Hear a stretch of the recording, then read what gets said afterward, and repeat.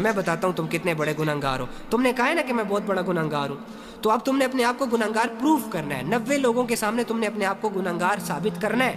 اب میری بات سنو, احد نے آپ لوگوں کے سامنے کہا ہے کہ میں بہت بڑا گنہگار ہوں. اب یہی احد اپنے آپ کو کہنے والا ہے کہ میں اللہ کا دوست ہوں. 2 منٹ کے اندر احد میری بات کا آنسر کرنا, جو پوچھوں سیدھا سیدھا بتانا. فرعون کو جانتے ہو؟ اس نے خدائی دعویٰ کیا تھا, لوگوں پہ ظلم کیا تھا, اللہ کا انکار کیا تھا, بڑے جرم کیے تھے.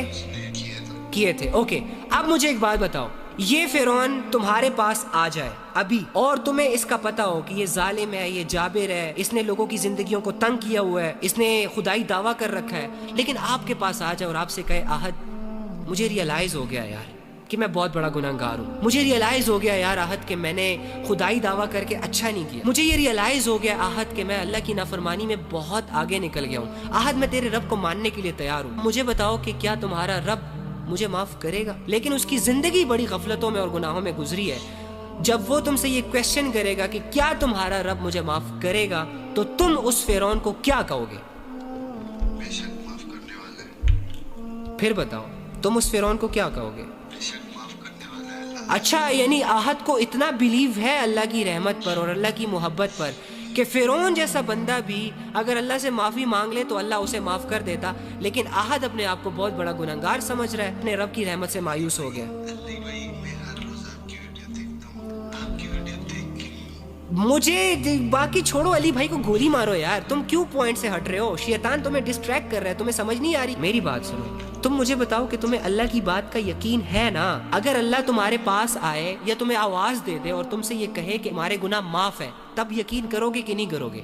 لیکن یہ تو پاسبل نہیں ہے نا کہ اللہ تمہیں آواز دے کر کہے, آواز دے کر سیٹسفائیڈ کرے کہ میں نے تیرے گناہ معاف کر دیے. تمہارے پاس ایک ہی ذریعہ ہے, قرآن.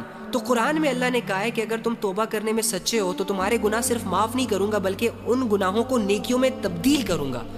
تو قرآن کس کی آواز ہے؟ قرآن کس کے الفاظ ہیں؟ اللہ کے ہی ہے نا. تو پھر میں ڈپریشن میں کیوں بھائی؟ تو پھر میرا اللہ سے تعلق اتنا کمزور کیوں ہے؟ مجھے اللہ کی باتوں پر یقین کیوں نہیں آ رہا؟ بس یہ رونا دھونا چھوڑو, اللہ تم سے راضی ہے میری جان, اللہ تم سے راضی ہے. اللہ کو تم موقع پرووائڈ نہیں کر سکتے کہ وہ تم سے ناراض ہو جائے, وہ بے نیاز ہے. تم اللہ کو نقصان نہیں پہنچا سکتے نا اللہ کا نقصان کر سکتے ہو.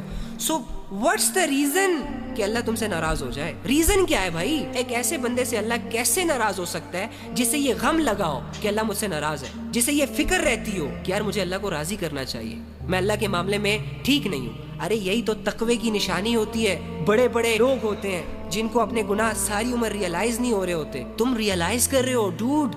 یہ سائن ہے کہ اللہ تم سے راضی ہے, تمہارے دل میں اللہ کو لے کر جذبے ہیں. کم آن, اپنی کنفیوژن سے نکلو, لوگوں کو بھی نکالو.